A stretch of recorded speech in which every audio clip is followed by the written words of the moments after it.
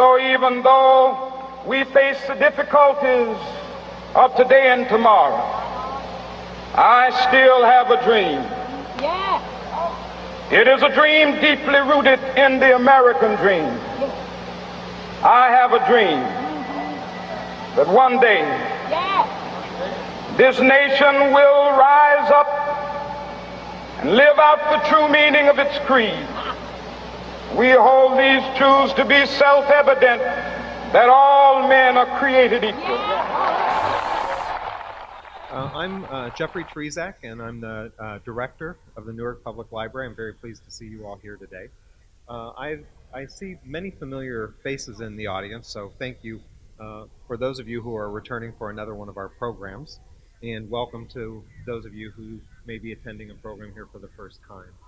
I am still the relatively new director of the Newark Public Library. My husband and I moved here from St. Louis almost a year ago. It'll be a year in February. Very pleased to be at the helm of this great institution. Very pleased to be working in the city of Newark and living in the city of Newark as well. It is the culmination of 30 years of work that I've done, largely in urban institutions, from my hometown in Dayton, Ohio, to Detroit, and most recently in St. Louis as well. I'm very pleased that joining us today is Andrea McChristian from the New Jersey Institute of Social Justice, who will be serving as our Mistress of Ceremonies for the afternoon. As I'm sure all of you know, the New Jersey Institute for Social Justice seeks to ensure that urban residents live in a society that respects their humanity, provides equality of economic opportunity, empowers them to use their voice in the political process, and protects equal justice as well. More important than ever before in these particular times, I'd like to say, and the library is pleased to work in tandem with organizations such as the New Jersey Institute for Social Justice. I like to say that libraries exist not only to advocate, but to agitate, not only to assist, but also to resist.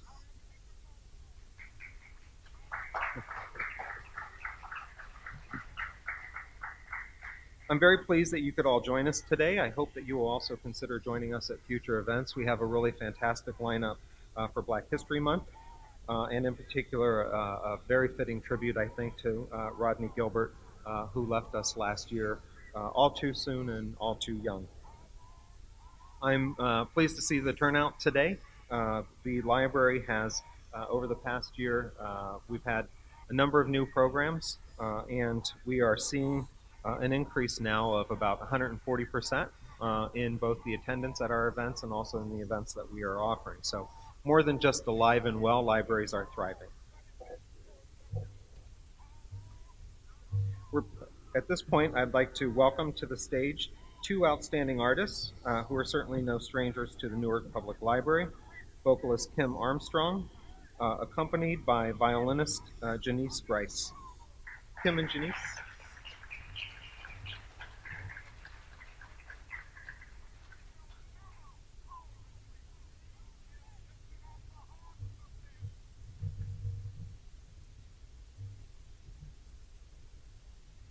After the performance, we will welcome to the podium Andrea McChristian, who will introduce our speaker. Thank you. Good afternoon. Can you please rise as we sing the Black National Anthem? And please join me in singing it. Lift every voice and sing till earth and heaven.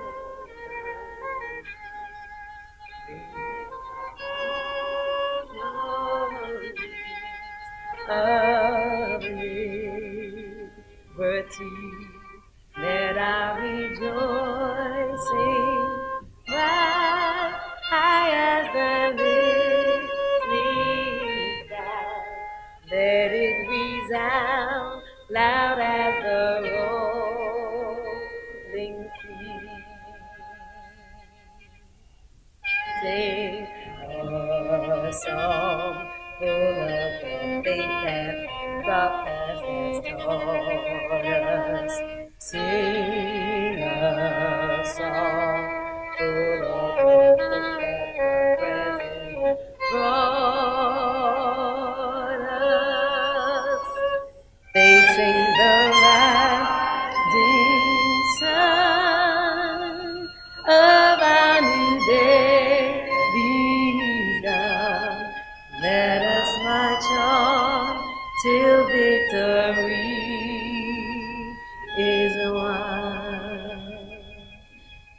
was beautiful. Thank you, everybody. Now let me see the hands of those who really knew all the lyrics. I know you did, baby. All right, thank you for having me. I'm Kim Armstrong, Miss Janice Grice.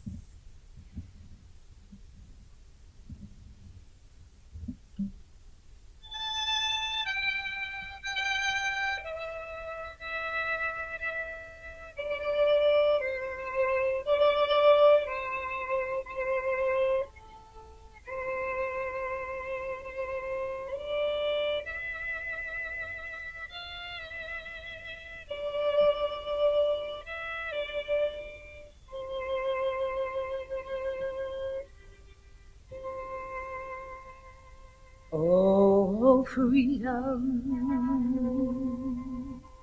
Oh, freedom. Oh, freedom over me.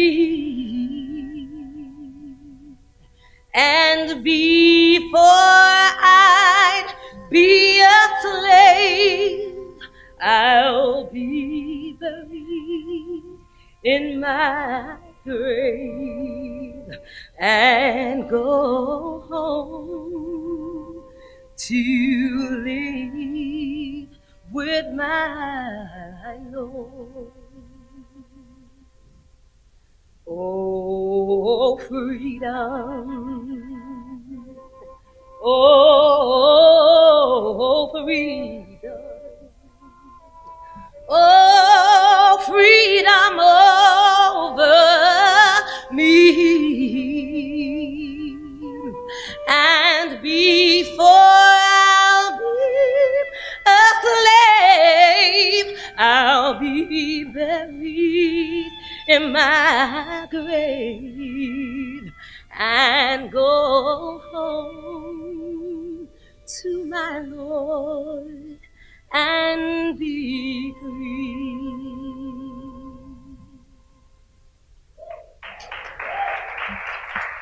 Thank you.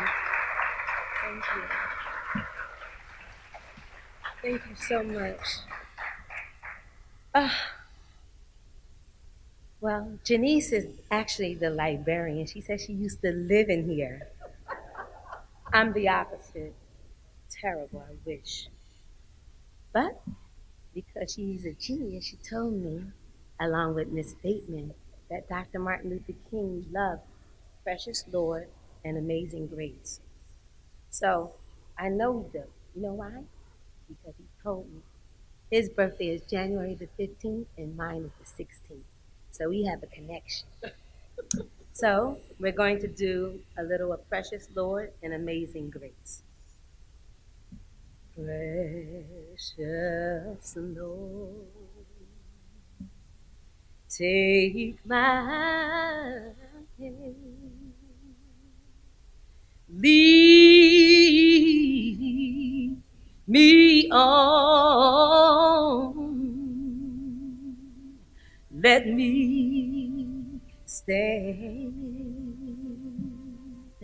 I am so tired. I am weak. I am worn through the storms and through the night. Lead me on to the light. Take my hand, precious Lord, and lead me home.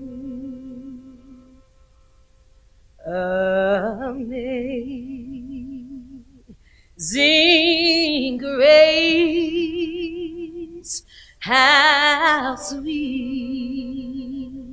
the sound that saved a wretch like me. I was lost, but now I am found. Was blind, but now I see through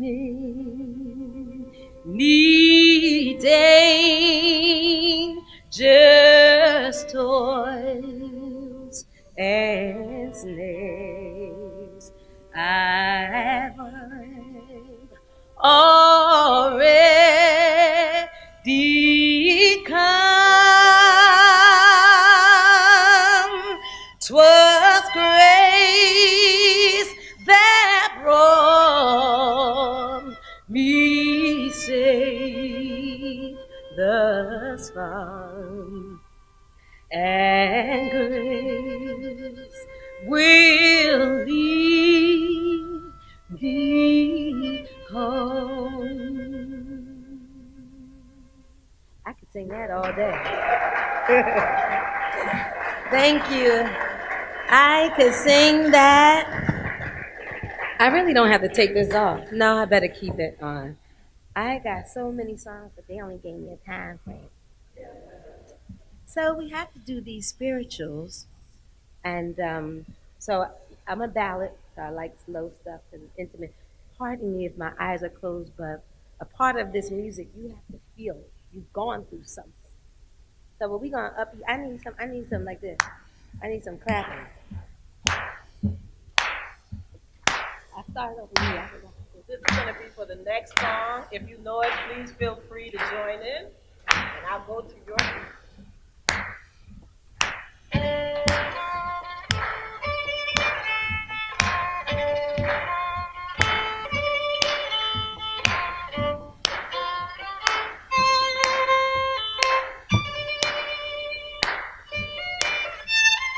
Wade in the water, wade in the water, children, wade in the water. God's gonna trouble the water. I said wade in the water, wade in the water, children, wade, yeah, in the water. I said God's gonna trouble the war. God, I said God's gonna trouble the war. One more time, God's gonna trouble the water. Y'all wanna dance, huh? Yes. So, because I got time for, I gotta cut a little short. And my favorite song they made me cut, but I'm not gonna tell you that. So, anyway, but we can do encore. If you ask for encore after, they might. The next song is Ain't Gonna Let Nobody Turn Me Around. But I shouldn't have said it because they turned me around. They didn't let me sing what I wanted. But ain't gonna let nobody turn me around, turn me around, turn me around. Ain't gonna let nobody turn me around. I'm gonna keep on walking, keep on talking, marching up to freedom land. Ain't gonna let segregation turn me around. No, no, turn me around. I won't turn. Ain't gonna let segregation turn me. I'm gonna. What you gonna do? We gonna march, marching up to freedom land.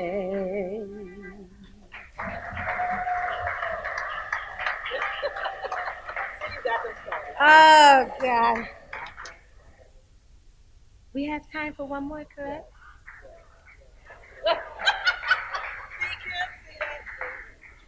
All right, but the best is yet to come. All right. Which one is that? I think the next piece we're going to do may be the song most affiliated with Dr. King. And once again, if you know it, please feel free to join in. I'm going to do a brief introduction to give Miss Armstrong's voice a break, even though she probably doesn't need it. And then feel free, as I said, to join in.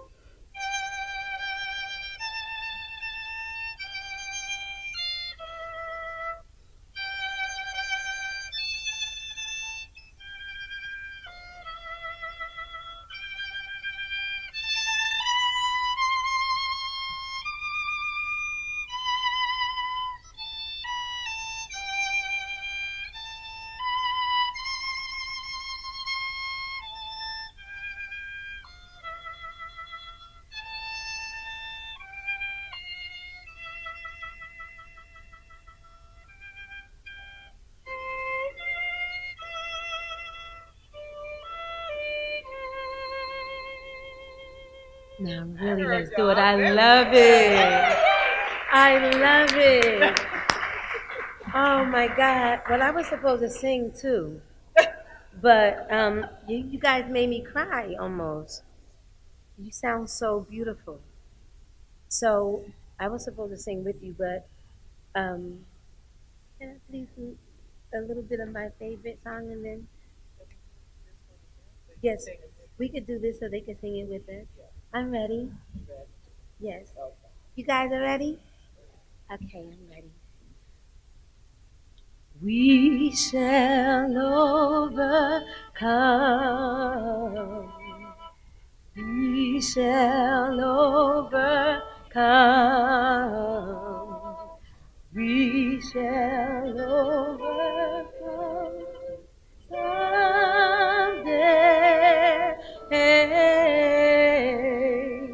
Oh, deep in my heart, I do believe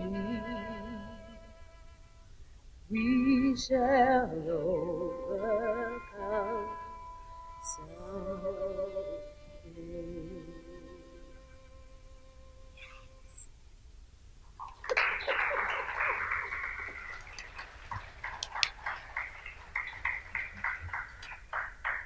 Well, that is supposed to be it. But if you say encore, I might be able to sing a half or something. Encore loud. Okay, I'll just do a little bit. Just a little bit. Just a little bit. And I want to dedicate this to the honorees, the people, the guest speaker, and the people to my right. All right, let's see. Okay, now. Oh. Sometimes I feel like a motherless child. Sometimes I feel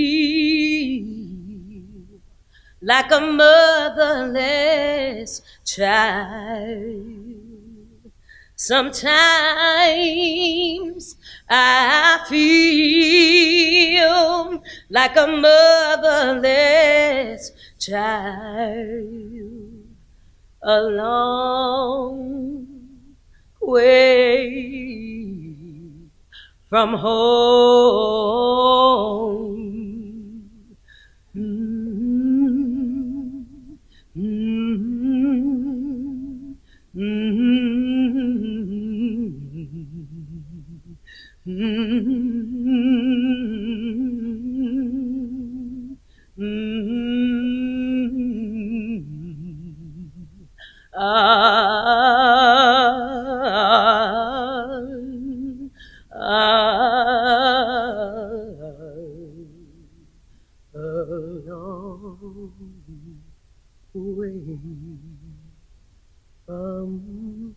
Home.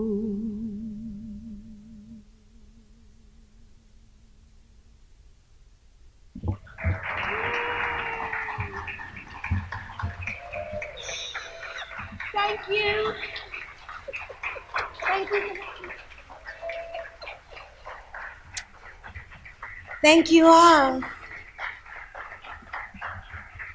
Thank you, everybody. Thank you. I'm honored to serve as your mistress of ceremonies for today's program and extend my thanks to Jeffrey, Celeste, and the entire Newark Public Library for inviting me to be a part of this program with you today. I'm especially excited about the opportunity to introduce our esteemed speaker this afternoon, Ms. Lecia Brooks, who will be giving a rousing presentation around the topic of nonviolent, peaceful protest in the tradition of Dr. King, still the way to counter hate and extremism. Today, the 50th anniversary year of Dr. King's assassination, this conversation is still so necessary and significant. With the divides and frictions we see every day at the federal level, largely along racial and economic lines, it's so important that right now, in this moment, we turn to ways to bring and do social justice at the local level in our communities. At the Institute, we do this social justice every day. And importantly, we're doing this social justice from the ground up.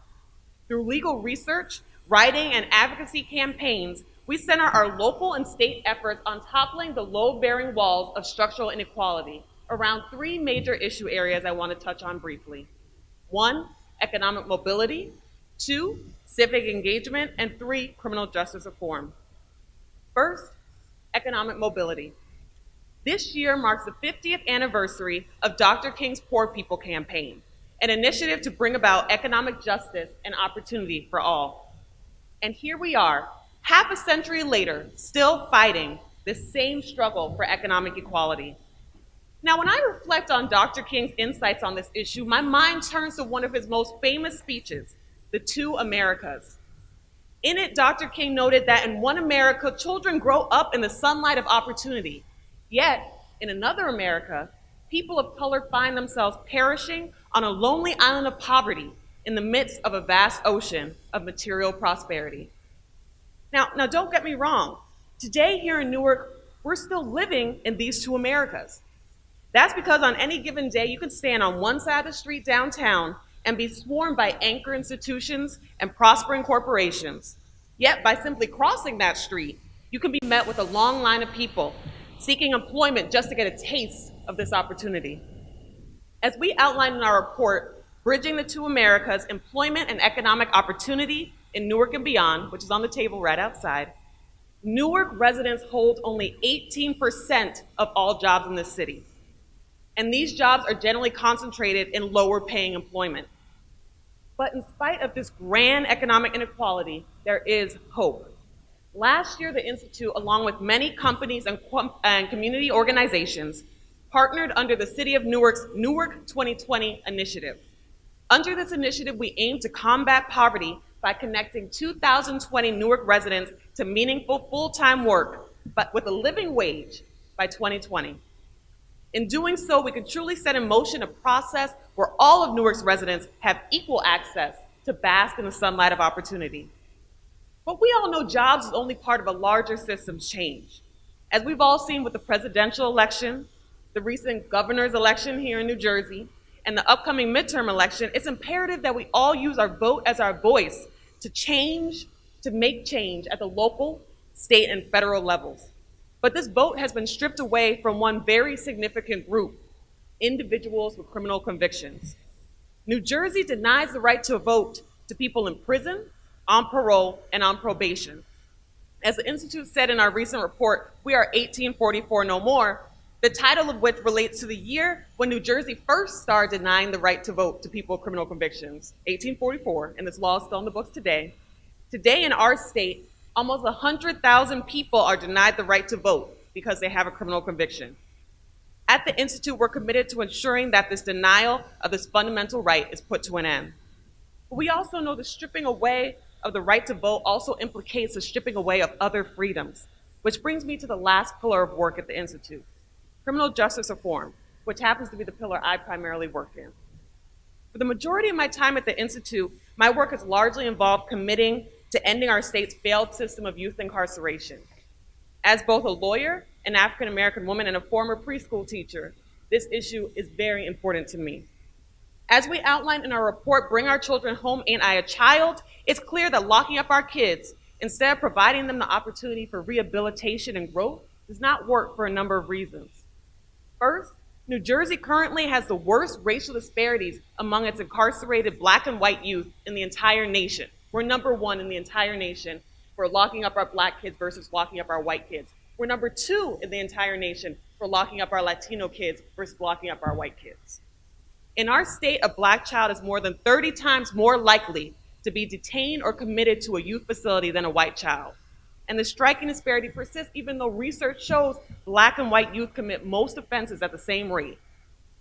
Second, New Jersey's current system of locking up our kids doesn't protect public safety because of the nearly a third of the young people released from these facilities in 2013 ended up right back in these facilities within 3 years.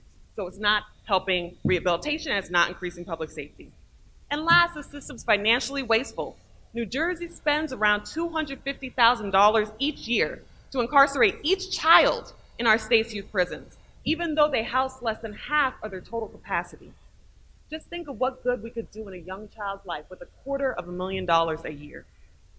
Thankfully, as a result of a campaign led by the Institute along with our partners, former Governor Chris Christie recently announced the closure of 2 of New Jersey's youth prisons and the development of 2 smaller youth rehabilitation centers. But this is only a first step. We now must implement a transformative vision of youth justice where emphasis is placed on keeping our kids at home in their communities with treatment and rehabilitation, not out-of-home prisons. In sum, at the Institute, we know that our campaigns would not be possible without partners, community members, and advocates dedicated to effecting change at the local level, change that will have ramifications throughout the state and the nation. So as we turn to how to move forward in these trying and confusing times nationally, we must take this moment to make change from the ground up in our communities. That's how we do social justice. And there's no one better to talk about the active ways to engage in social justice in our own communities, especially in this current moment, than our guest speaker this afternoon, Lecia Brooks. As you'll see by her extensive biography in your programs, Ms. Brooks serves as the Southern Poverty Law Center's outreach director and travels across the country to promote the center's social justice efforts. Today, she's going to engage with us around the issues of how we can respond to hate and extremism through protest, resistance, and resilience. Now, after the program, we'll have about 20, 25 minutes to go through questions and answers, so we're able to engage her further in this dialogue. With that, and without any further ado, I present to you Ms. Lecia Brooks.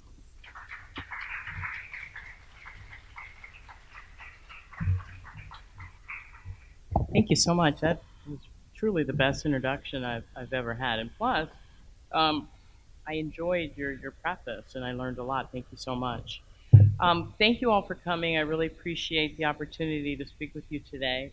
First and foremost, I want to thank Jeffrey Trezak. Thank you, director of the library. This is a beautiful, beautiful facility. We have nothing like it in Montgomery. So, and I want to thank, and let's give another round of applause for Ms. Armstrong and Ms. Grice. They were fabulous. I could listen to them as well. I often wonder, people who can sing, who are gifted in that way, do you like just sing to yourself and make yourself feel better? I mean, it makes me feel so much better to hear it. I want to thank Ms. Celeste Bateman, who put this entire program together. Thank you so much, Celeste. We just met. And just a huge thanks for that slide presentation. It just really grounded me. I could listen to Dr. King's speeches just all day, every day. I also appreciate the opportunity to hear some of his speeches that we don't often take the time to listen to. Certainly, he was much more than the speech he delivered at the March on Washington in 1963, though that was a fabulous speech. There's so many things that are wonderful about Dr. King. And then thank you, each and every one of you, for coming out today. Last shout out to Diego and Mike, who have been really just running around. I don't know what's happening with the Gremlins today as far as the AV equipment, but they've been great. And where are you, Diego? You're gonna have to go back over there, huh? Because you're not done yet. You're gonna have to advance the slides for me. Now, as I mentioned, Dr. King, I'm from Montgomery, Alabama. The Southern Poverty Law Center was founded there in 1971.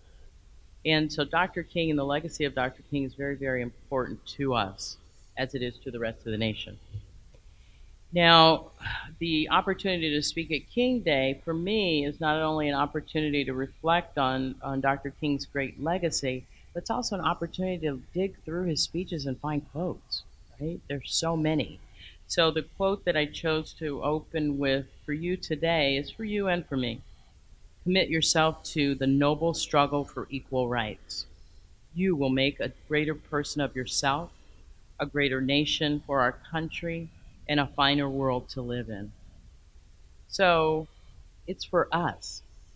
It's for you. It's for me. It's for the entire world that we do this, that we engage in this struggle for equality, this struggle for equal rights, this struggle for justice. We do it selfishly, we do it for one another, and we do it for humanity in general. So try to remember that as we go through. So sorry, Diego. As was shown in the slide presentation, people think of Dr. King and, oh my gosh, what an iconic figure. And that he was. He was a child just like you and I. Just like you and me. He grew up in Atlanta, Georgia, and he grew up in a time that we refer to as the Jim Crow era. So he grew up with these signs dictating what people could do and what they couldn't do. Jim Crow laws and Jim Crow signs were not only dictated the actions of black folks, but they also dictated the actions of white folks, everyone. You couldn't mix races. Dr. King grew up when he was younger. He had a young friend who was a white young man, and they played together and they had fun. But once they started school, the white boy's parents said that he could no longer play with Dr. King. And that really troubled him. So that was kind of early and formative. He also had the opportunity through his father, experiencing with his father extreme discrimination. Daddy King, they call him. He remembers, Dr. King recalled on one occasion that his father was pulled over by police. Racial profiling didn't just start today, y'all. They pulled over Daddy King and referred to him as a boy. And Mr. King said, "No, I will not respond to you until you call me by my name." That was an early formative experience for Dr. King. On another occasion, go ahead. On another occasion, Dr. King was on a bus, and he was about 13 years old. He was always brilliant. We all know that. And this was the first time he was in an oratorical contest, and he won.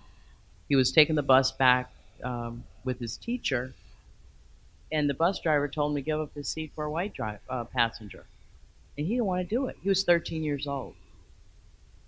The teacher had to remind him that he would be arrested for breaking the law if he did not relinquish his seat to a white passenger.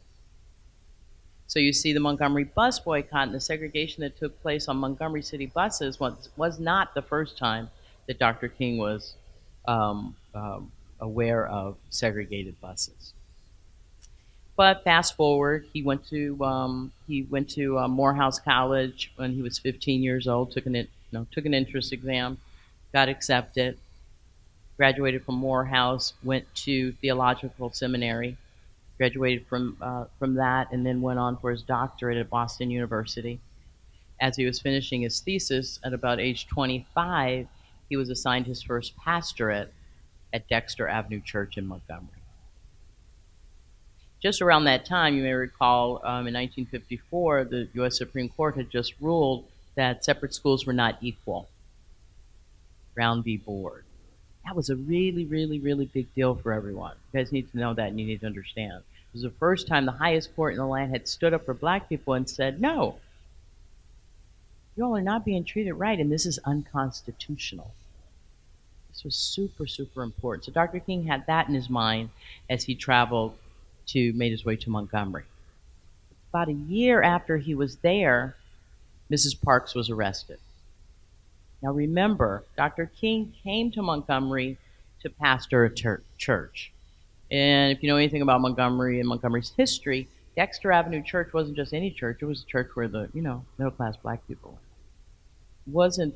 It wasn't the spot where you would imagine the civil rights movement would begin, but it was.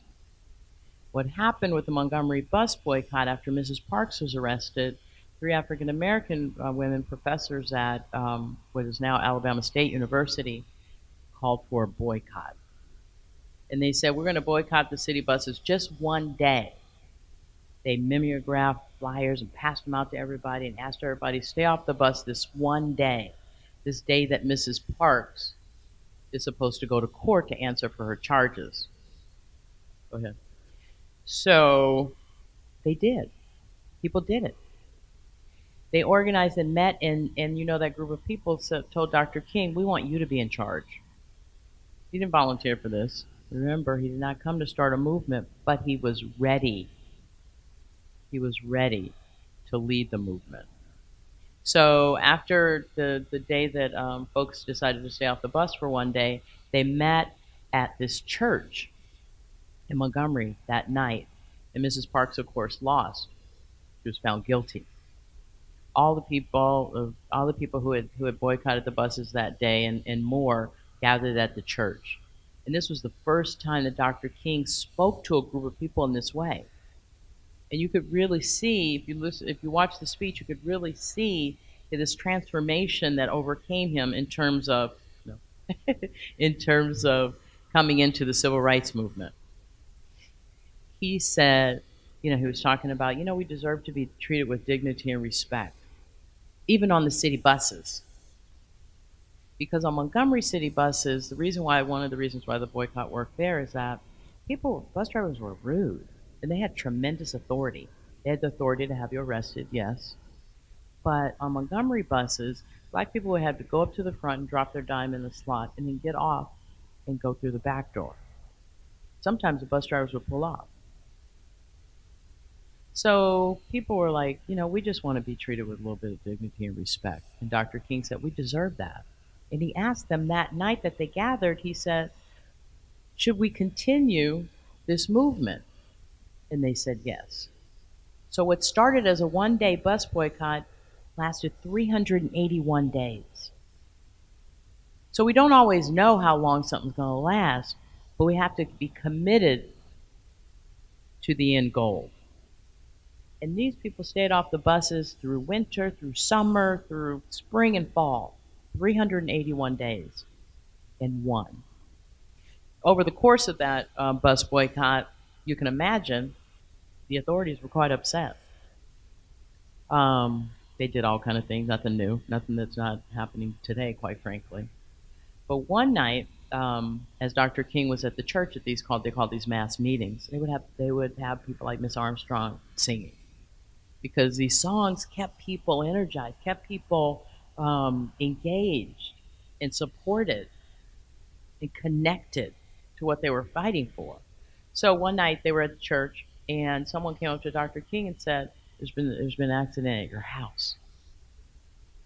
He went home, Mrs. King was there, and their first child, Yolanda, and a bomb had gone off. This is a picture of his house where the bomb went off.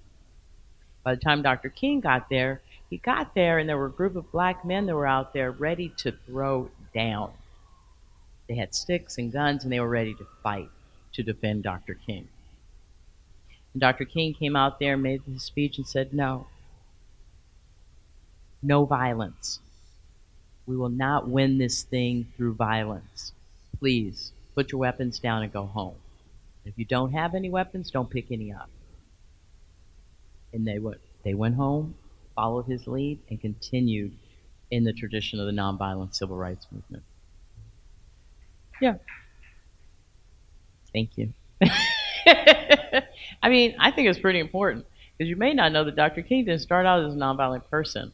It was Bayard Rustin who, when he came to Montgomery to talk to Dr. King about nonviolence during the Montgomery bus boycott, Bayard Rustin is the one that told him about the nonviolent tradition that was coming out of India with Gandhi. And he told Dr. King had armed guards at the time. And he said, oh, no, you can't be nonviolent and have armed guards, Dr. King. And it was that time that he got rid of all his armed guards and was armed guards and was completely nonviolent. The modern American civil rights movement is really a long arc. It's longer than people think it is.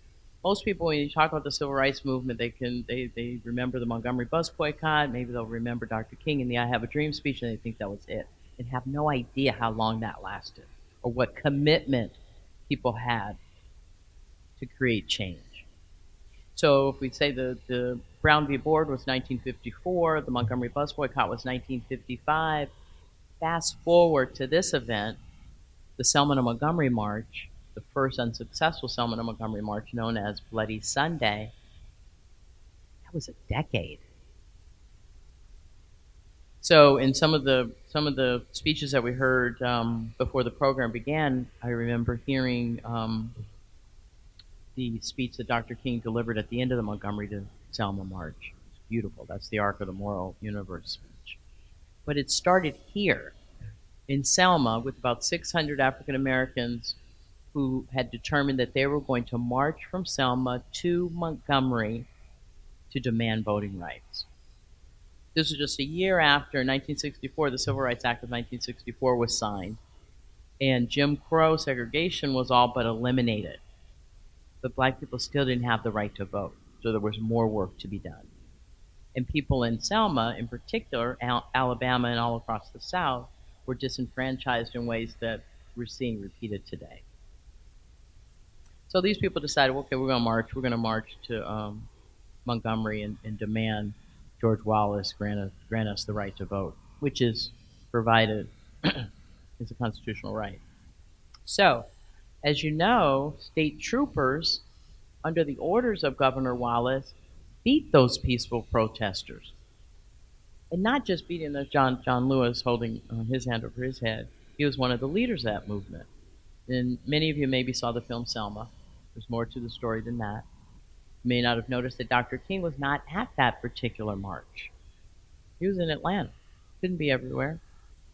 And I point that out to say that our leaders are the people that when we look up to and admire and aspire to be like are not always going to be there. Sometimes it's going to be just us.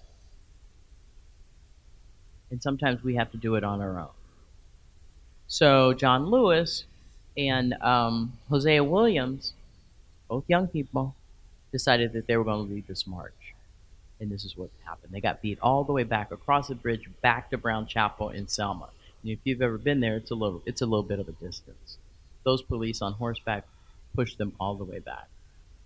Well, Dr. King found out about it and soon made his way to Selma and put out a call to clergy from across the country and said, you guys got to come and help us. They're trying to kill us here in Alabama. And clergy from all across the country of all faiths and religions, races, came. They were going to have another march, but there was a court order prohibiting them from doing so. So it was the third march that is the successful march that happened about 3 weeks after Bloody Sunday. Bloody Sunday, we have 600 primarily African Americans marching. By the time the march actually got to Montgomery, there were over 25,000 people. It was multiracial, multi-ethnic, multi-faith, interfaith, multi-generational. It was beautiful. And this is how change is done, by all of us pulling together, working for a common goal. It was also peaceful, and this is pretty much the end of the modern American civil rights movement in terms of demonstrations. But all that happened in between there was inspired by, or bookend by what happened in Montgomery and then what happened Selma to Montgomery. We had the lunch counter sit-ins, we had the freedom rides, we had Freedom Summer. Excuse me, after the Montgomery Bus Boycott, there was Rosa Parks, who was 42 at the time, was the oldest person ever to kind of lead a movement. After that, it was all young people. Oh, where did my young people go? I was going to tell them this line. There was a march in Birmingham, the Birmingham Children's Crusade, where children decided our parents are going to lose their jobs, so I guess it's on us. Where children decided that they wanted a different future for themselves and decided to stand up for justice. risk going to jail, and risk being beaten. This happened right here in the United States not too long ago. And it was all done and won in peaceful, nonviolent protest. Today, as we just heard, there's a pressing need for justice. It's never really ended. The civil rights movement may have ended, but the need for social justice and the need for us to be engaged in social justice reform never ended. The big work of the part of the big work of the Southern Poverty Law Center is tracking and monitoring hate and extremist groups. First, let me just say that injustices are not solely driven by people who have a hate ideology or belong to a hate and extremist group. Social injustices are held up and promoted and carried out and remain with us because of regular, everyday people like you and I allow it to happen. Just like before the civil rights movement, these things happened and people got to the point and said, no, this is going to stop, and we're going to stop it. That's what needs to happen today.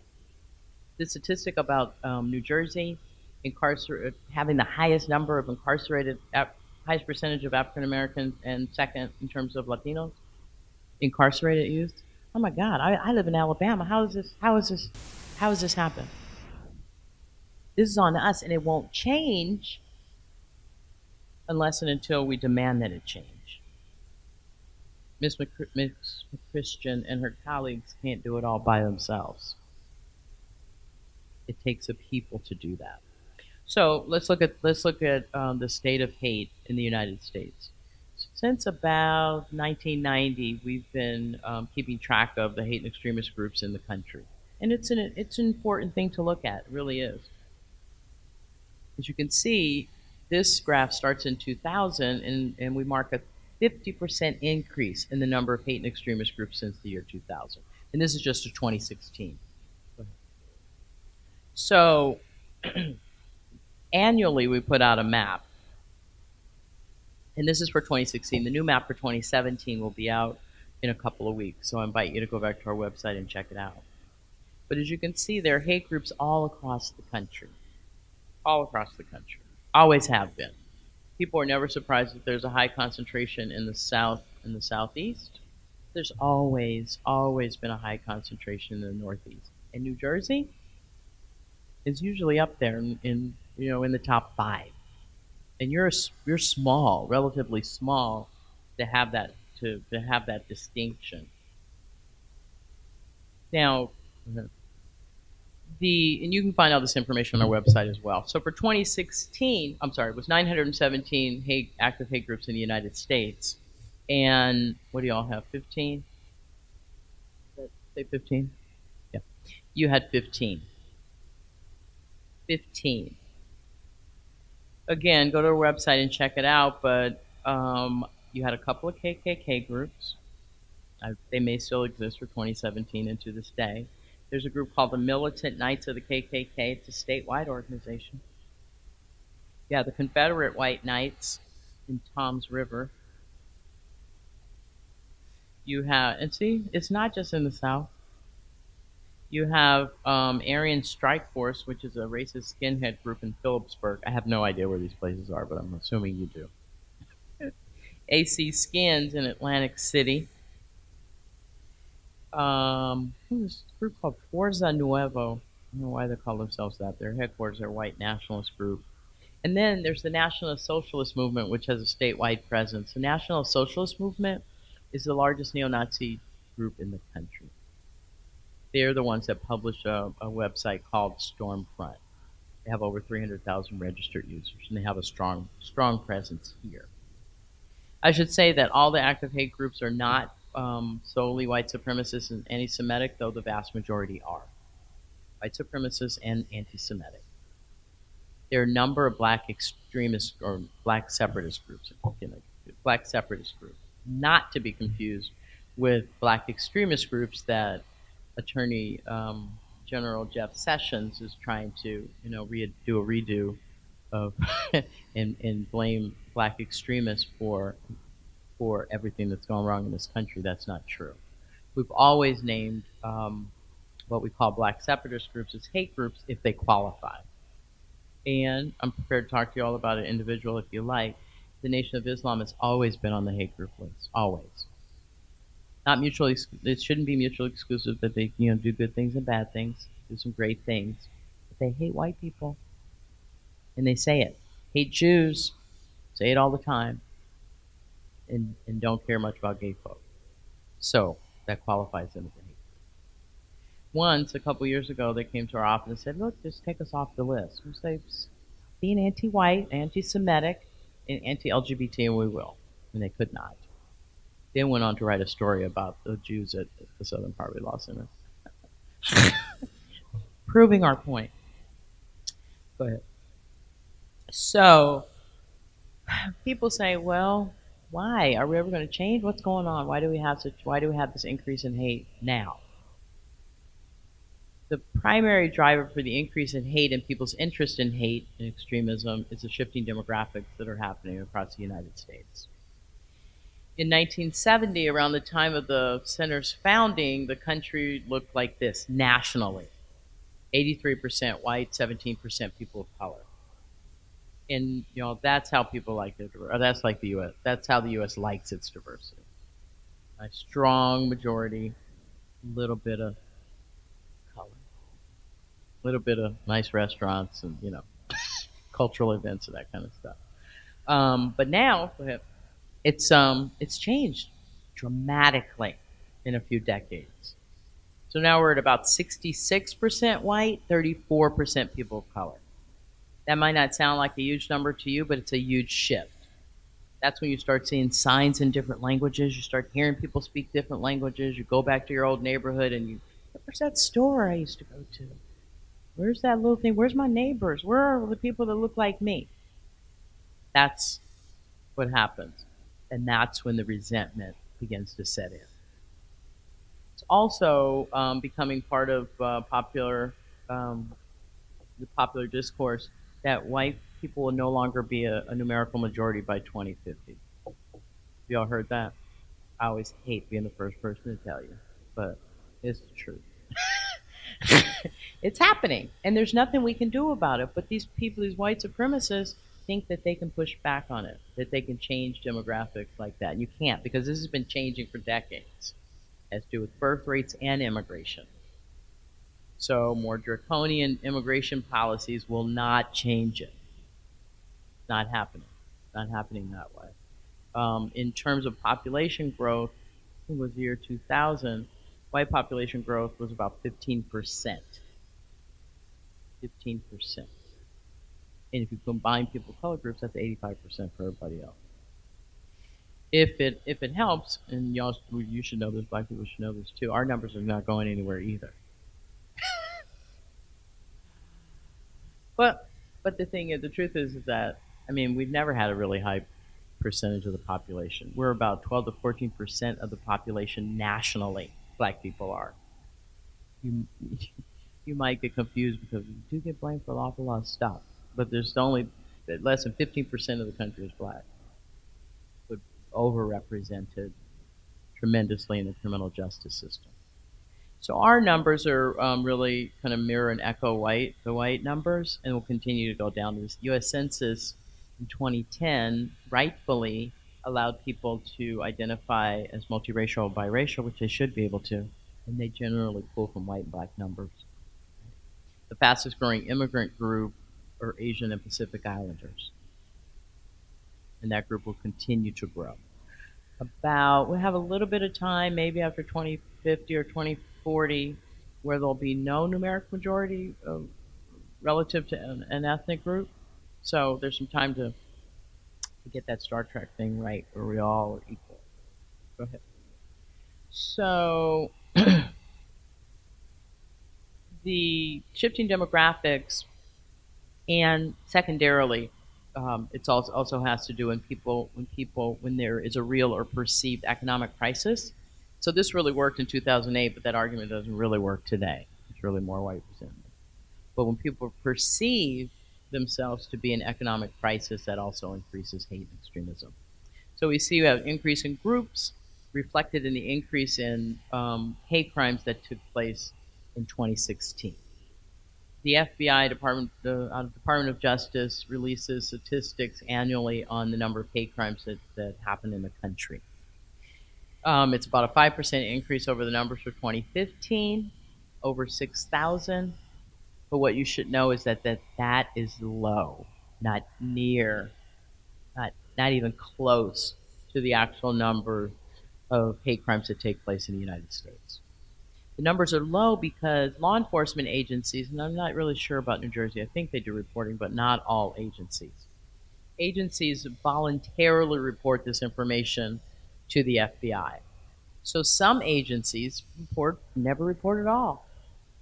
I think it was only about 15,000 law enforcement agencies in the entire country that contributed to this report. Mississippi as a state reported 0. So that tells you. And it's not just Mississippi. Too many places don't, and too many law enforcement agencies don't even believe that they should be concerned about hate crimes, that they should be identifying things as hate crimes. And hate crime is an enhancement on an existing crime. We support hate crime law and hate crime legislation because hate crimes have an impact on everyone who is similar, shares characteristics with the group that was attacked. So if there's an attack on an LGBT member, then other LGBT folk in that community feel like they could be next. If there's a Islamophobic, hate incident or hate crime, which there are plenty, the number of anti-Muslim groups tripled over the last year. And anti-Muslim hate crimes are definitely on the rise. These pulling up the jobs happens all the time. It happens to one person, everybody feels like it happened to them, and it does. So the numbers that are closer to the truth in terms of hate crimes that take place are about 250,000 a year.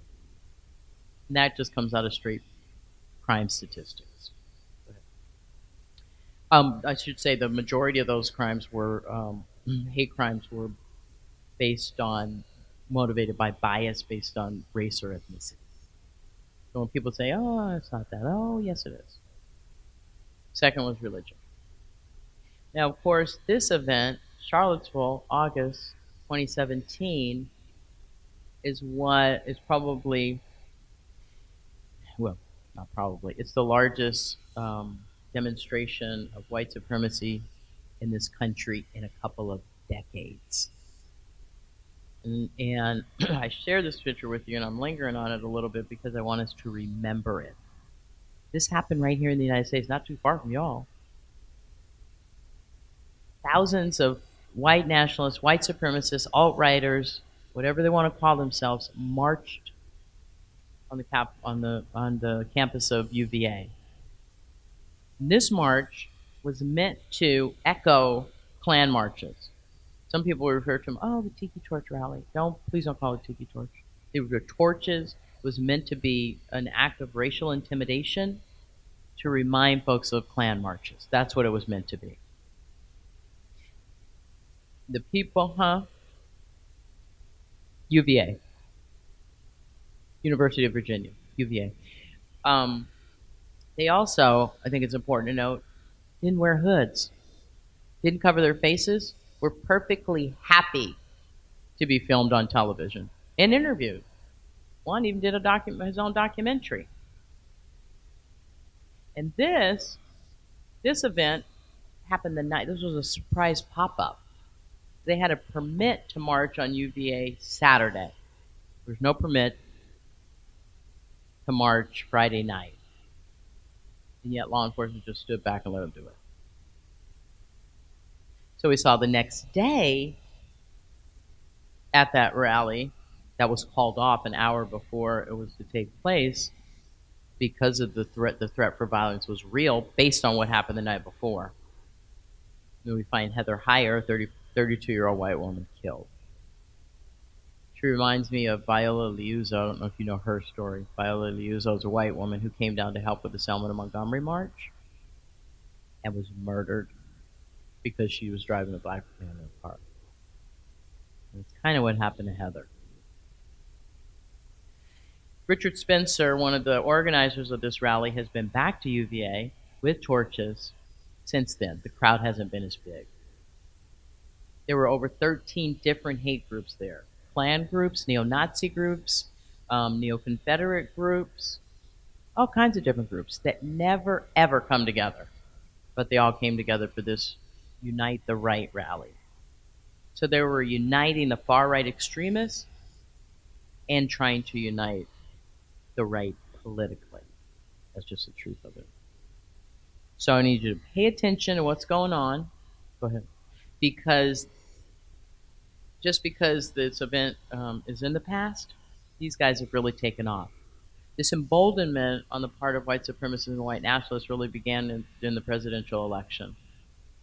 Then candidate Trump, who entered the campaign vilifying Mexicans and went on to vilify Muslims, mocking people with disabilities, and telling black people we just live, propensity for criminality, began to embolden the people on the far right. It's just the truth. Not saying he was tied to it, not saying he manipulated this whole thing, but he did make them feel good. And it was all of that groundwork that made it possible for Charlottesville to take place.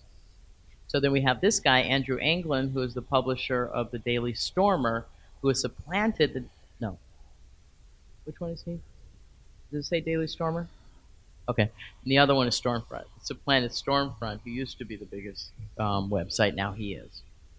This guy, Southern Poverty Law Center recently filed a lawsuit against him for calling the troll storm against our client, Tanya Gersh, a Jewish woman who lives in Montana.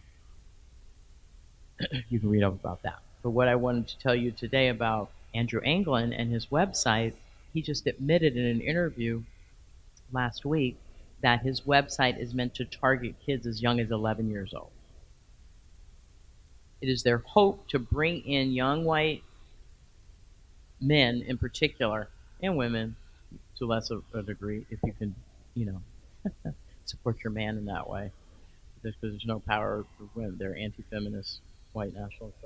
Anyway, he wants to bring along all these young white men, starting as young as 11. Go ahead.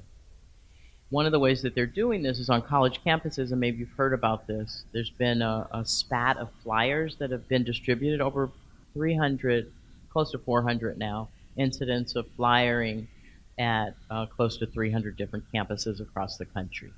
And these are being done by these groups, primarily a group called American Vanguard, which is a neo-Nazi group, and this group called Identity Europa. They're all white nationalist groups, pretty much the same, but some groups are really active in putting them out. And they're trying to recruit young white males on college campuses to their cause. And if you remember what folks look like at the Charlottesville rally, really they're trying to develop this preppy look. It's an alternative fraternity kind of thing. They have a uniform, khakis and polo shirts, and some people are falling prey to it. So I'm telling you, we have to stop this, right? We cannot. People who seek justice I cannot simply be about defending my rights. I have to also help you not get caught up in that. So we, as a larger community, have to do something to support these young white men who are vulnerable to this message. We have to widen the community and create a space for them as well. Otherwise, we're going to lose them, and we're going to let them take these guys.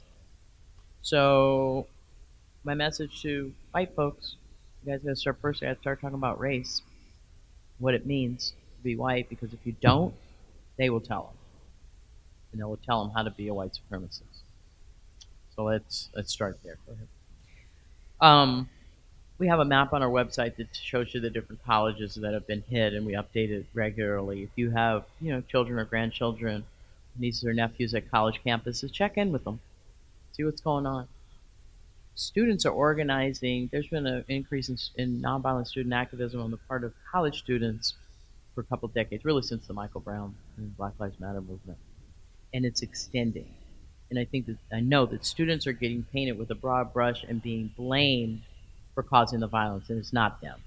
Students are organized in the tradition of Dr. King and nonviolence. as is Black Lives Matter as an aside. But people are coming in, and these guys, I'm sure you've heard, Richard Spencer is trying to get on every college campus he can just to provoke a response from folks. And we can't let him do that. So the number one strategy is to not let them provoke you. Do as Dr. King says and never respond with violence. It's important to stand our ground and say, no, we won't have that on our campus.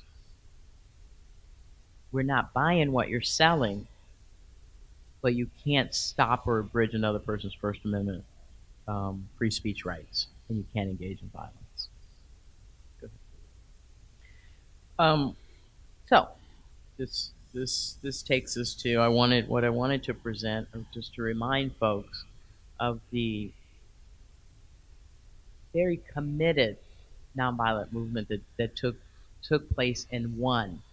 It's a brilliant, brilliant strategy. It's not just nonviolence, it's nonviolent direct action, nonviolent resistance.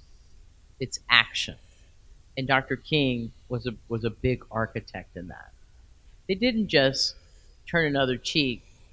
They were engaged. They put themselves on the front line in a way that they had to turn the other cheek so they could bring attention to the people who were engaging in violence. If you remember the lunch counter sit-ins, people, and they were trained. They trained themselves not to react and respond. So when the other side got ugly, they just turned the other cheek, and then other people came in behind them. That's what we have to do. We have to organize and get enough people on the front line, hold our line, hold our ground, and say, no, it's not going to happen. But we can't act like they are. We'll never win that way. So that's why I like this juxtaposition of King marching and then people marching under the banner of Black Lives Matter. Another encouraging thing that I think that's coming out of the student activism movement and Black Lives Matter movement is that it's becoming more multiracial and multi-ethnic, just like it did during the Civil Rights Movement. Black Lives Matter marches and actions happen in places where there's very little black people. Minnesota, Wisconsin, Vermont. Some towns I meet people, there's no black people. And they got a Black Lives Matter banner, which is great. This is what we want. Standing up for one another in the tradition of the Civil Rights Movement. That's what we did. People came from their places of relative privilege, primarily on the East Coast, came down to the South in 1961 for Freedom Summer and gave their lives. Michael Schwerner and Andrew Goodman in particular. I'm not saying we have to martyr ourselves, but we do have to do something. There are other examples. I don't want to present that the civil rights movement is the only model we have. We got Native Indigenous people that have been doing it for a long time. And I would offer that maybe we could support them. Did you get to Standing Rock? A lot of people did. God, that was another hopeful moment in time when people were like standing in peaceful, nonviolent protest and resistance, saying no. We can do that again. If we want to achieve, if we want to make progress, it's what we have to do. As Frederick Douglass said, power concedes nothing without a struggle. Nothing. Not going to change just because we want it to, because we play nice. It's going to change because we demand it change. We have, got an opportunity right here, y'all. Well, I won't get on last night's show, but our response to the rescinding of DACA protection and the notion that this nation is going to deport over 800,000 people, or close to 1 million people, children who live here, who for many it's the only country they know, that we're going to deport them, not only just up to the people on the Hill, it's up to us. What are we going to do? What are we going to say? What are we saying? Are we just watching it play out and then say blame them? That's going to be on us. If we deport 1 million people, that's on us.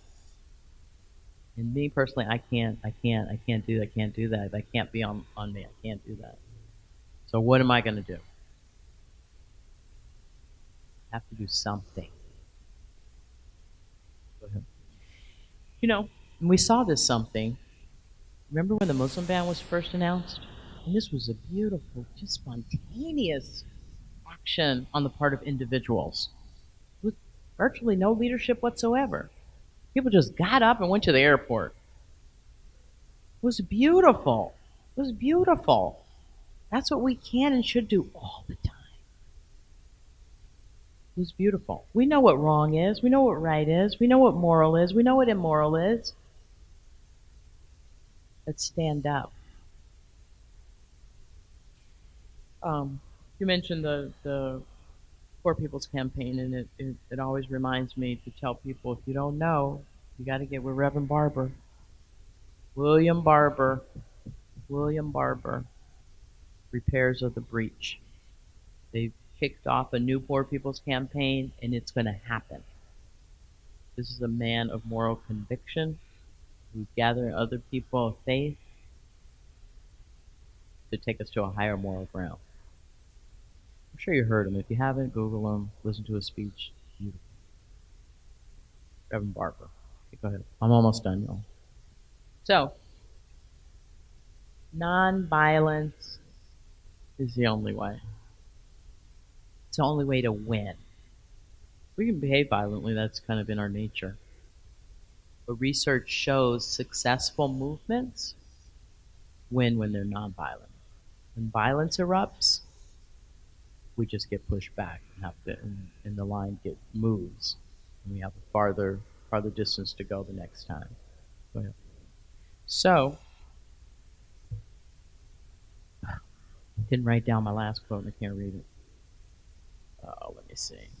Ooh. Can you read it?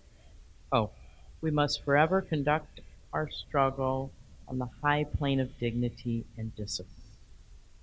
We must not allow creative protests to degenerate into physical violence. A couple of things I like there. I like the whole notion of creative protest, and I like the notion of maintaining dignity. Because we're on the right. People often say, who's on the right side of justice? If you're on the right side, you'll be fine. So I close with this image of the Civil Rights Memorial in Montgomery, Alabama. It was designed by Maya Land, commissioned by SPLC, 1989. It tells the story of the movement on the table in front, begins at 54 with Brown v. Board, and continues to 1968 and the assassination of Dr. King, and honors 40 individuals who were killed during that time. People like Viola Liuzzo, Andrew Goodman, James Chaney, Michael Schwerner. First one, Reverend George Lee, who registered 98 black people to vote in Belzoni, Mississippi in 1954, when the Klan told him not to. It's an inspiration. So we want to use the lessons, the stories, the lives of the civil rights martyrs to encourage us to keep going, right? And the quote that she engraved on the wall behind it was actually taken from a line that Dr. King delivered at the March on Washington for Freedom and Jobs. Again, most people remember it as "I Have a Dream" speech. And that was the final refrain. But that's not how it started off. It was 1963 and people were pissed. People were upset. They were already almost a decade in and things hadn't changed as much as they thought they should. So people came to Washington, D.C. demanding something. So Dr. King started off this speech with this paraphrase of the book of Amos, saying, "No, we are not satisfied. And we will not be satisfied until justice rolls down like waters and righteousness like a mighty stream." So I'll offer that to you. Don't be satisfied. Because justice is not rolling down for everybody. Maybe you're okay. I'm happy for you. but it's not rolling down for everyone. We have to be concerned about not just us, not just people that look like us, but our nation and the world. Right? So, thank you.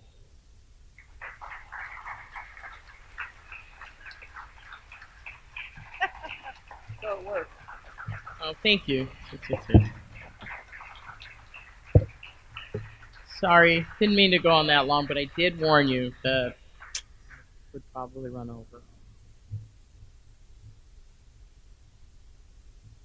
So can you all join me in another round of applause for Ms. Brooks for that wonderful?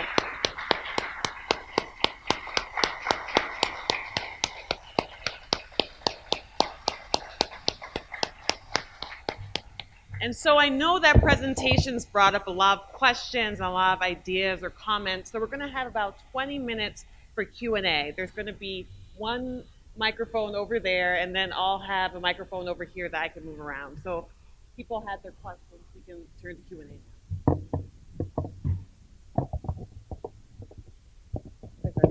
But I don't really have a question. I have a comment. When you said, I think you said the Nation of Islam.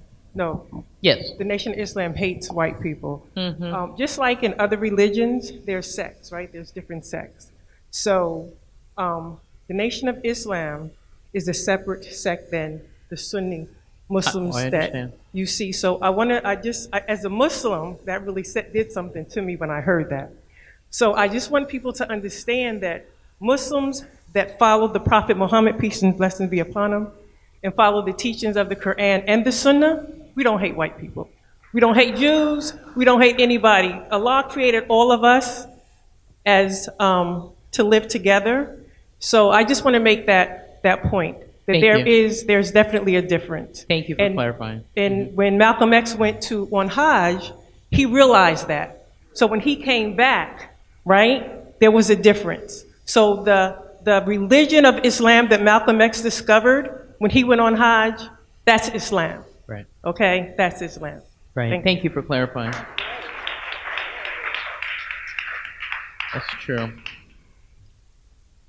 Thank you for coming, Ms. Brooks. Thank you, ma'am. My question is, did you bring any magazines, the Tolerance magazine? No, but I'm happy to send you. Excuse me? I'm happy to send you some. I thought that some resources came, but maybe they did not. I will send some. I will send some to Jeffrey in the library, and you have to come back to the library to get them. Okay, because I do donate to the Southern Poverty. Thank you, ma'am. Appreciate it. Thank you. So, Jeffrey, I'll send you a whole box of stuff. Good afternoon. Yes. Just. Oh, I was looking at the two mics. I was like, he's not talking. Okay. Okay. Yes, sir. Just a couple of quick questions. Yes, sir. You mentioned that the percentage of white versus people of color right now is 66 versus 34. I thought it was higher. But any idea what the percentage of white police officers are versus people of color? No, that's a good question. And they are probably low because they were taken from a 2010 census. So when we have the census count again, we'll have new numbers. So it probably is a little bit low, but probably no more than 68%, I think. That's an interesting question. I have no idea. Nationally, I think it probably, in terms of law enforcement, and I defer to you for New Jersey statistics. I think it's particularly important if you're looking at a community, and if it's like out of whack. I think that law enforcement officers should reflect their community, right? So, as a whole, because law enforcement, African Americans are well represented in law enforcement as a field. So I don't know. Good question though. What is your website? SPLcenter.org. And just an observation that, particularly for today, when there's a lot of marches and everything going on, I think that I was in the march in '63 and a number of others, that women are taking a more prominent role in terms of organizing and really keying the effort, and that's really good to see. Thank you, sir, for recognizing and acknowledging that.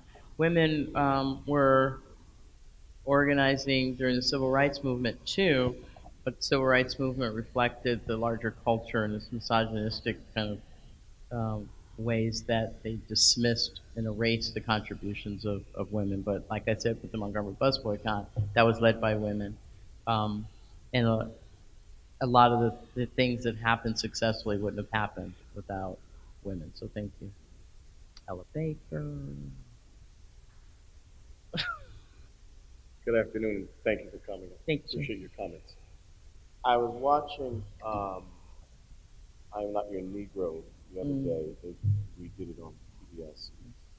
And one of the points or statements that I think is attributed to James Baldwin was that towards the end of Malcolm X's life, he said that Malcolm X and Martin Luther King got closer in their message, where they originally were further apart. I was wondering if you had any insight into what he was commenting on.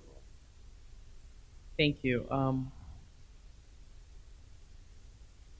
That offers an opportunity, and I appreciate the opportunity to talk about.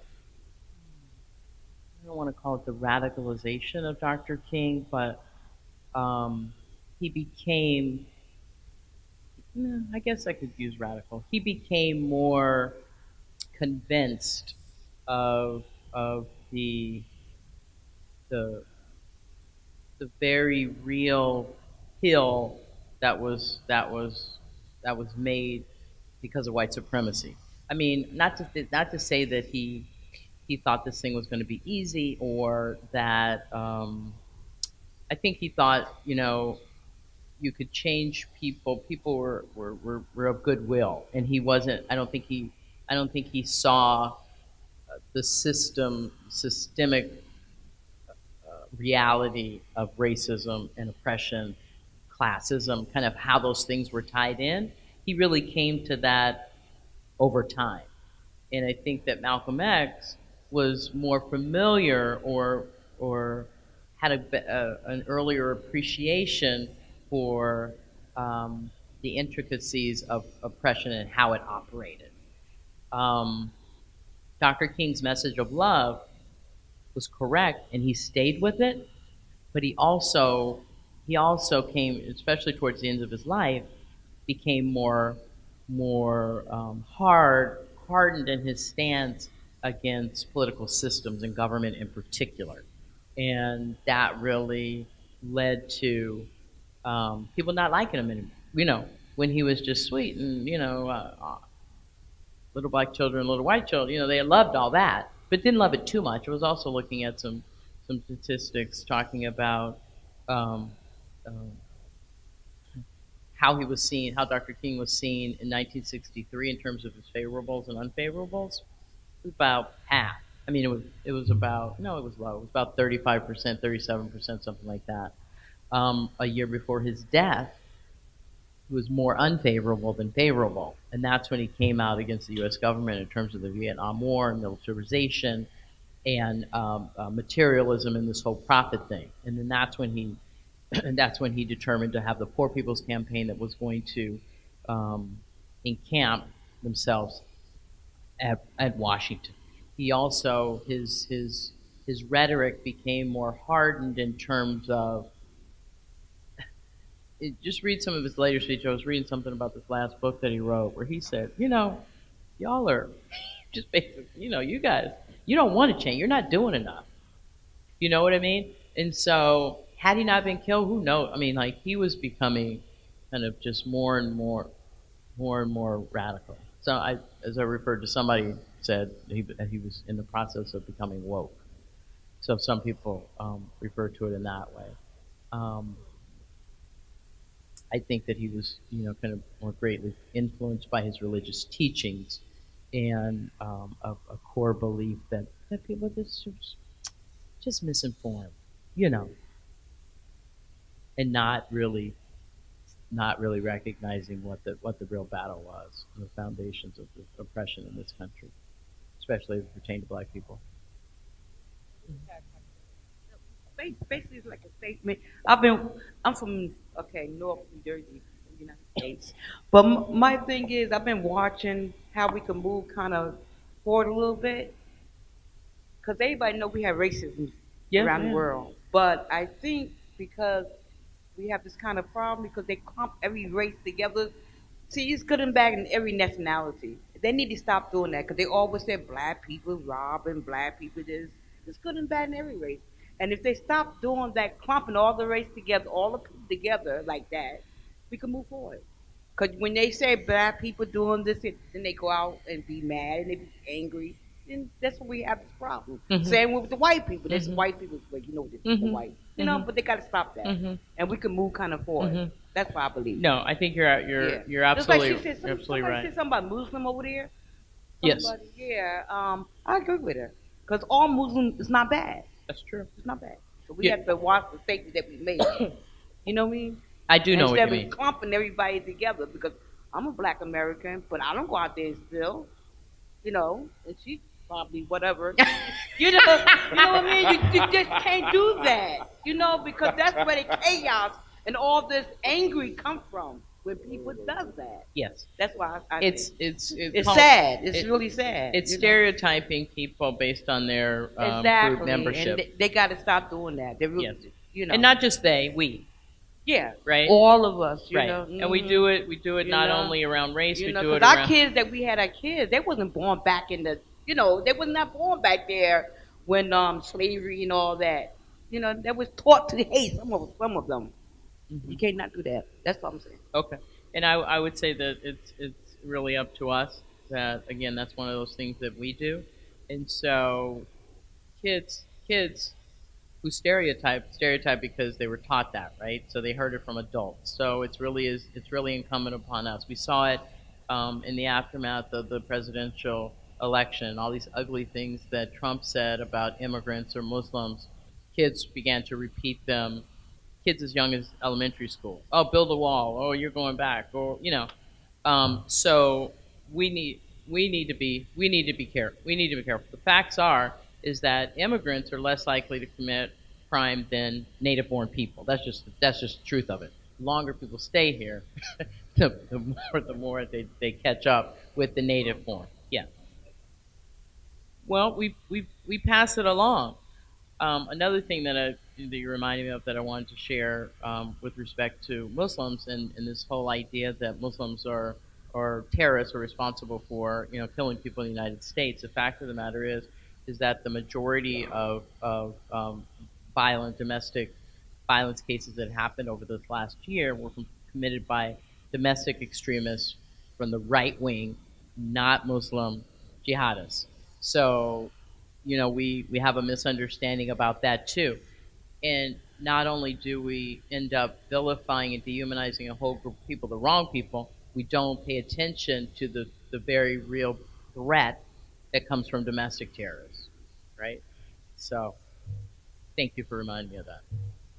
Good afternoon. I really did appreciate your comments. Two things, and one of the things that I thought that would have added value would have been to talk about the economic aspect. And so the question that you just responded to the brother that asked about King and Malcolm coming together and King becoming more radical as far as his evolution from 1963 to 1968 and the Poor People's Campaign, his opposition to the Vietnam War. For those of you that have not read it, I hope that you will read Carol Anderson's White Rage, because the systematic retention or the systematic delay or injustice that's happening to African Americans is not by happenstance, it's by design. And so Carol Anderson in her book White Rage lays out all the efforts that have been done over time. Whenever there's been advances by people of African ancestry, they have been systematic. So if you go back and look at what happened after the Emancipation Proclamation, and you go back and look at what happened during the Civil Rights Movement, there have been systematic circumstances that have been designed to retain or to put us back in circumstances.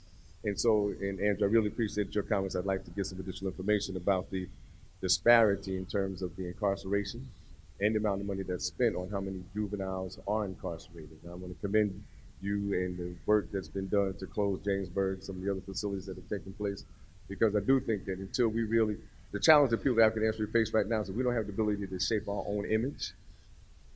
We don't control very many media outlets, and so the images that we've been talking about are images that are projected upon us, but not images that we create ourselves. And so we have to really think about the economic element of it. And so the civil rights movement and King and people about civil rights was moving to an economic front when King was assassinated. And so we have not, when you look at the disparity in terms of income, the disparity in terms of wealth, the housing segregation, and so in addition to being first and second in incarceration, we're also in the top 5 in terms of housing segregation. So there's some real challenges on the economic front that we really need to pay attention to.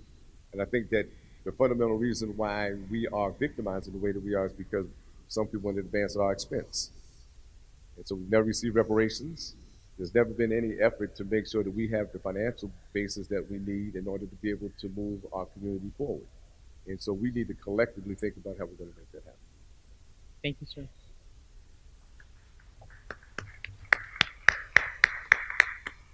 Great book, by the way. Sure. Go ahead, sister. There you go. There you go. Thank you very much. It's beautiful to see you, and I'm so happy for the sisters that are serving fathers also. I have a question. With the current environment that we're in, and as the previous speaker said, so many people are much more in tune with the structural confinements and oppressive system. How do you get those people to engage or to invest in nonviolence when our local police departments have become more militarized? And we know when we go to march, we are going to be bodily harm. And we've not, unlike those who during the summer of the 60s, the bus rides to, we didn't take classes. We didn't sign and say we may not come back, because they did. Mm-hmm. We don't have that. Mm-hmm. And it's a natural human reaction to want to, at the very least, protect yourself, mm-hmm. which can be perceived as aggression. Mm-hmm. So what would you suggest? How do you get people to invest in the non-violence when the violence is going to be perpetrated against them? They've not been trained how to. And also, having seen 50 years, which is not that long ago, that we're still in that same place. And when we did exercise nonviolence, I don't know how to answer that for the people that I speak to, but I try to say nonviolence is the way. And mm-hmm. they counted me with mm-hmm. that didn't work, and we're expressing the same things we were. Mm-hmm. Okay, I'll take the latter part first. I believe it's not that we're continue to experience these injustices not because nonviolence didn't work, but because we became complacent and no longer vigilant in terms of making sure it happened. Some of it was an unfortunate consequence of the very success of the movement, like the civil rights movement, and how school segregation and housing segregation, kind of split up communities, and people no longer came together and support. So there were a lot of things that came into play. Not the least of which is that fully a generation became more concerned in individual economic advancement in ways that mimic the dominant culture and no longer was concerned about kind of community in the same way. So those things were happening. Then there was a lot of stuff happening. And then the machine is still operating to figure out how to autocorrect and get back to the place where the brother was talking about that the system goes to all the time. So we have to be ever vigilant and not complacent, and make sure that we're fighting for rights. And then secondly, I would say that we have to engage in the training. There's nothing secret about it.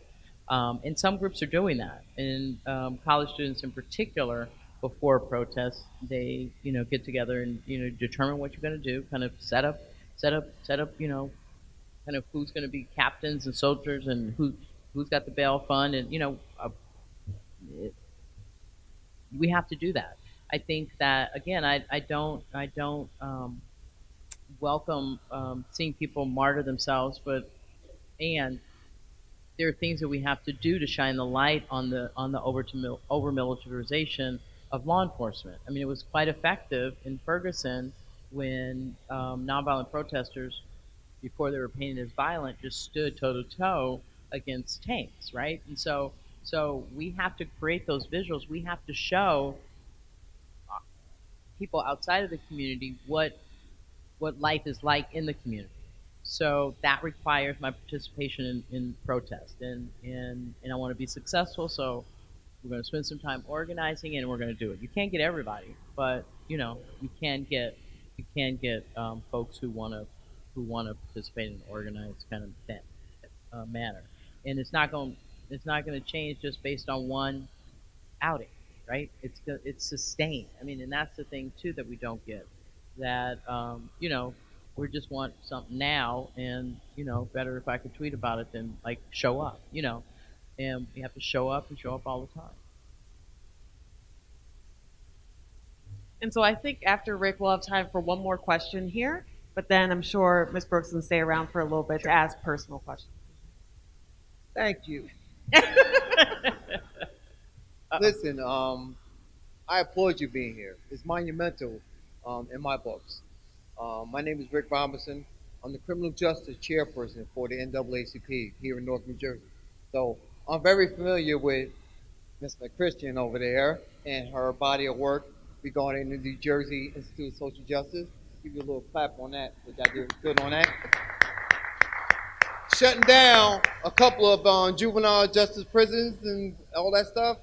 And they're phenomenal. I go over there and eat candy all the time. Now, in terms of you being here, you gave us a lot of information. So, not only do I have to go and report back to my branch, but you mentioned some of the spots in New Jersey that are troublesome regarding, Nazi skinheads, blah, blah, blah. So, well, not just Jersey, but in your position, what do you see are biggest problems now that need to be addressed by not just African Americans, but from everybody? Because, listen, I don't want to alienate my black and white brothers because I was born in the ironbound section of Newark. So I am familiar with all kind of people. And I don't like some people who are of my color because they don't stand for something positive. And I don't like some other people who are not my color because they don't stand for something positive. I stay with the people who fight for the underdog. Am I right? Got to get a witness on that. But what do you see is our biggest problems now regarding this country? Because I used to work for it, Donald Trump. Well, I think we'll just leave you that work aside. Where now? You work where? I used to work for him. Morris? No, the president. The president of the United States. Oh. Oh. I'm sorry. That just went way over. I missed that. Okay. Okay. He's not a real big person in this room, obviously. But what are some of the concerns that you have right now regarding our nation? The divisions that, the chasm is growing, right?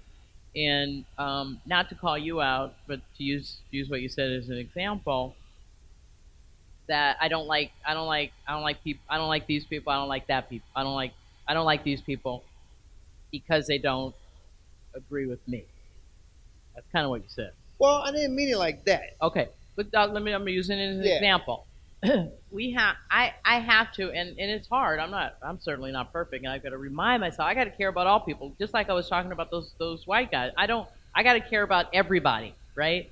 I have to care about um, doing the right thing and for all of us, and that requires us coming together. We can't just do it for people that look like me or people that agree with me or that. So that's the biggest thing, the separation. Okay. And we're separating ourselves in so many different ways now.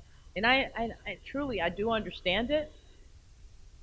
And I also fear that at some point we're gonna do irreparable damage and we won't be able to come back together. Do you know how families like fight sometime and then, oh my God, that's it.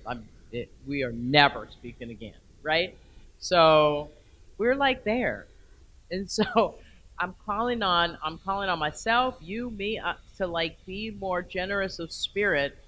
Somebody told me once, like, turn to wonder. Like somebody says something completely outrageous, and how did that person? How'd you get there? What happened? Like, what happened? Rather than, oh my God, what?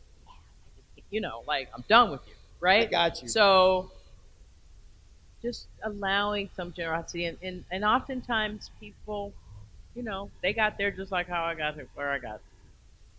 There's a story everywhere. Yeah. And unless and until we allow ourselves to kind of share our stories, we're not going to come together, and that's the real tragedy, right? Not in that kind of kumbaya kind of way, but I mean, we got to come together, or we're just going to tear this thing apart.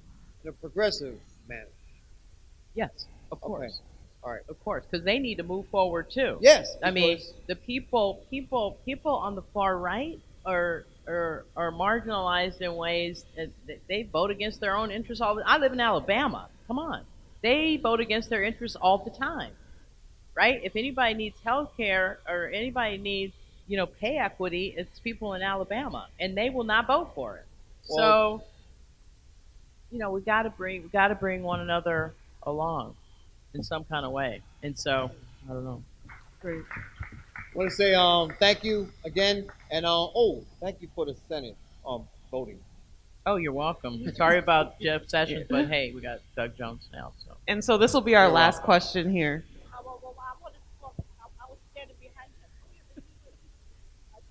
Thank you. This question is going to be very quick. Okay. I really appreciate the slide presentation that you brought, because you brought some data behind it. And one of the things that stuck out was the 6,213 incidents that you captured in this sample. And they have classifications next to them and percentages. We always hear about gender, transgender and gay and hate crimes against them. But underneath that 2% of that sample, there was 1.5, and that was labeled disability. Yes.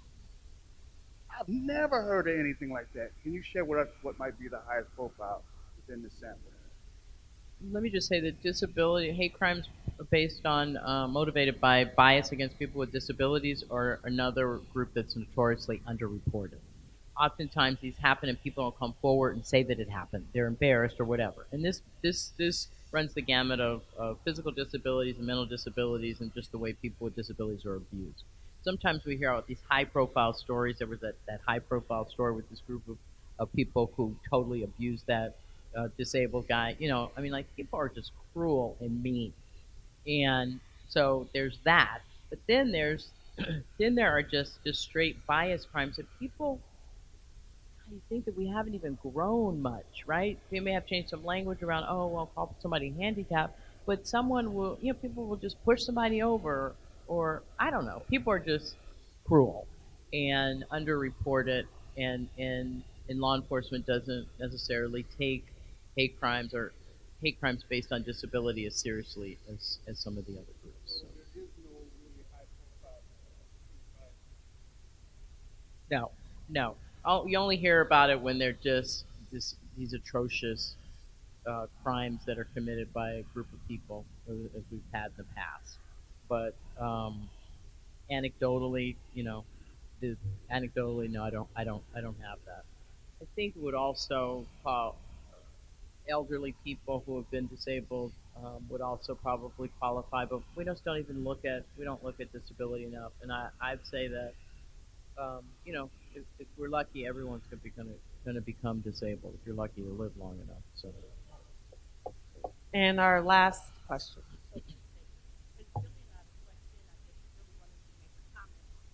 Because all this could be so mind-boggling.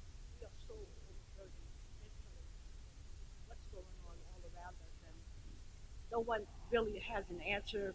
The universe has the answer because it is moving each and every one of us towards something, and that's why we have all this chaos. It's a Big Bang theory about to happen, you know, because all these forces that are going on with all the isms and everything else, all the religions, all this, it's like everybody is being brought towards one great explosion that's going to be something so different than what we see right now. But the chaos is first taking place so that that can come into being. So the only suggestion and the hope that we have is for us individually, as we deal with one another, to strengthen each other, give each other what we can to help us to survive whatever it is that we have to go in next, because none of us know it's coming too fast. Every time something happens, boom, here comes something else. So let's strengthen each other, hold each other up, work in your own way towards all that is good. And when it's all over, I hope to see you all on the other side.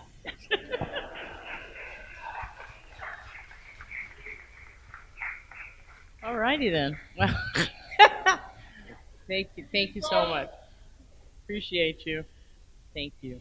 And so on that note, I know I took a lot from today's discussion. Ms. Brooks is going to be around for a little bit to answer any more questions, but on behalf of the library, thank you all so much for coming and have a wonderful rest of the day. So just as I say, we aren't going to let any dogs or water hoses turn us around, we aren't going to let any injunction turn us around.